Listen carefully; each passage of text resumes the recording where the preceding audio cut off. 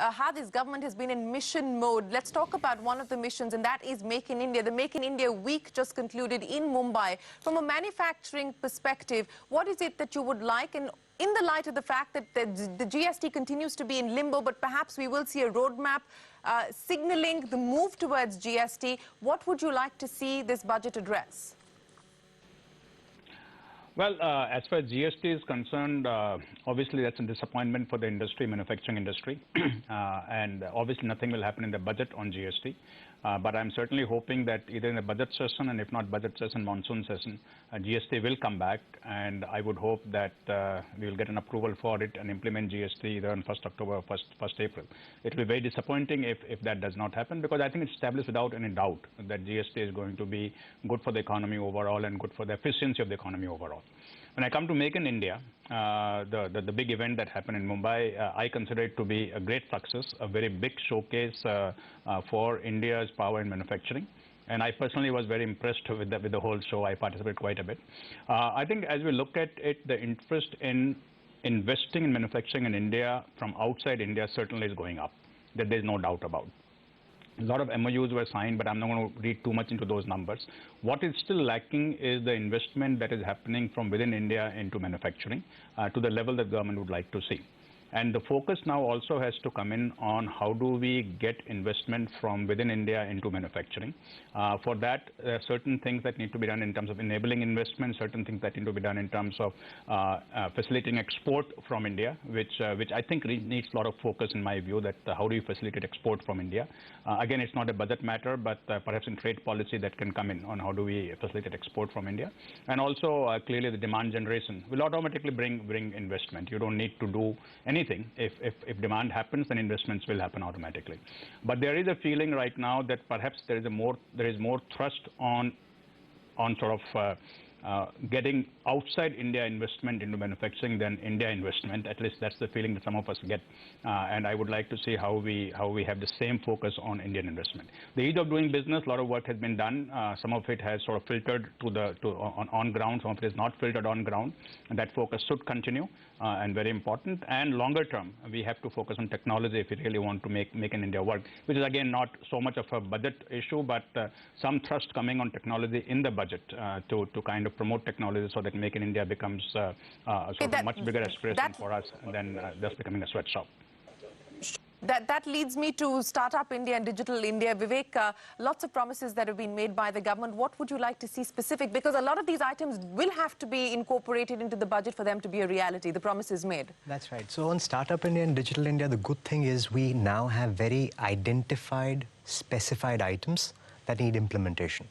So you need certain tax treatment for investments by angels, VCs, alternative investment funds. You need certain tax provisions to be tweaked. That has to be done as part of the budget. You need some changes in the Companies Act because you've determined that for startups, a different mode of operation can work. That change must be brought in as an ancillary legislation during this session. So luckily, because you had expert committees, you are now seeing a bunch of very specific ideas, at least in the Startup India theme.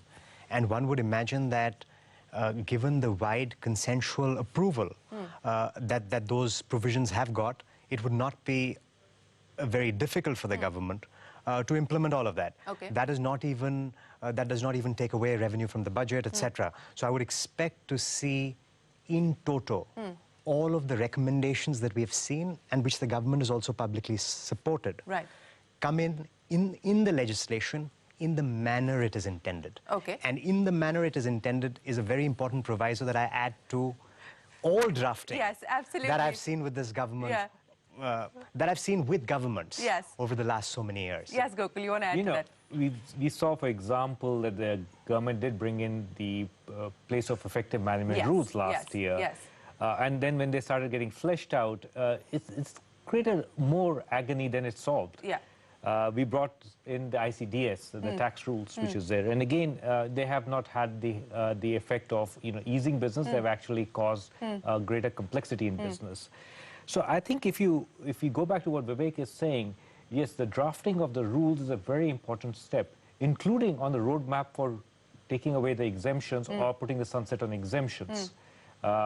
specifically on weighted deductions, for example, for R&D. R&D, yeah. You know, the expectation is that... Which is critical to all of this. Digital India, Make in India, Startup India, all of that, yeah. Correct. So the framework for that has to be embedded in the law this time, and I hope the draftsmen do a decent job of it. And it's not that they override the intent with another hidden agenda. Oh, well, we're all hoping for that. But let me ask you this. In terms of innovative ideas that we could expect, especially as far as financing is concerned, you know, we've seen what the railways are trying to do as far as the bonds. So, you know, off-budget, innovative financing ideas, the NIIF, perhaps we could see more sort of detailing on how that's going to be utilized and taken forward. What would you expect? Mr. Uppal, anything on that front that you expect as far as innovative financing ideas from the government?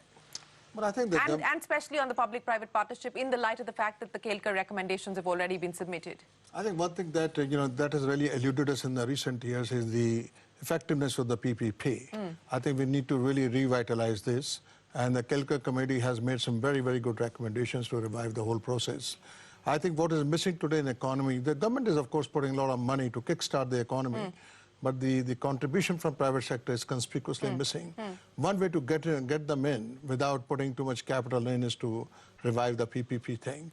And I think Kelkar has given us a framework whereby we can revive that sector. Okay, so recommendations of the Kelkar committee. I'm going to get wrap-up comments from each one of you. The top 3 things that you would like to see, Gokul, in the budget. Can they implement the Ishwar committee along with the TARC, which Dr. Shom had done, put and implement the roadmap for corporate tax rate reduction, and of course, defer some of the provisions like the POEM and the ICDS to a point of time when we have more sensible rules around them. Okay, Mr. Uppal? Well, I would want government to obviously increase their sort of investment in infrastructure. You know, I think one issue which will really resolve many problems affecting our economy is the revival of demand. And I think government must go all out to see how demand can be revived, you know, and employment can be generated. I think that's very important.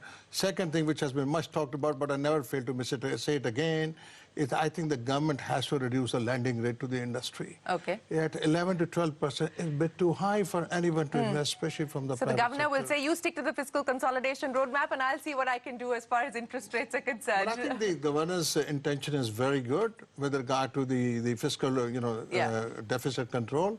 But I think what will take precedence? I think it's the growth which has to take precedence at this moment. So lower lending rates, which is not exactly a budget item, but Vivek, your top priorities. Efficient execution, get in experts, don't be shy of... Aadhaar was a great success because you had Mr. Nilekani there. Don't be shy of using digital means to have a very efficient, intelligent tax system. I don't think our tax administration runs very intelligently, frankly. And you can do a lot in that area, use analytics, data, etc. So efficient execution, point 1. Look at sectors that are in trouble, which can have ripple effects on other sectors. One sitting right in the middle, Core sectors. So PPP, I agree with. Banking sector has to be dealt with head-on. So look at sectors where there is bleeding. And 3, we don't need too many more innovative ideas. The ideas are on the table. Just get on with implementing them. And if experts are required for the execution, don't be shy at all. Okay. Mr. Goenka, I'll give you the last word, sir. Pretty much agree with Vivek. Ruthless focus on execution of all the schemes that are important right now. 2 verticals, agriculture and infrastructure, because they are enablers for many other. And third thing that I would like to add is not lose or not go too far from the fiscal deficit targets that we had, which probably means that if you were to do the first and second, you probably need to decide what you're going to give up, because otherwise you will have to probably dilute the fiscal deficit target. And the consensus seems to be that if they do slip, it'll probably be around 3.7 to 3.8% for FY17. And most people seem to believe, or at least one significant camp seems to believe, that that will be a tolerable slippage on the fiscal deficit front. But is that the road that the government will take or not? We'll find out on the 29th of February. Gentlemen, as always, it's a pleasure speaking with you here on CNBC TV 18. Thank you very much. And we'll check back with you when the Finance Minister presents his budget on how much of what we've discussed finally makes its way into the fine print. Till then, from all of us here, goodbye. Many thanks for watching.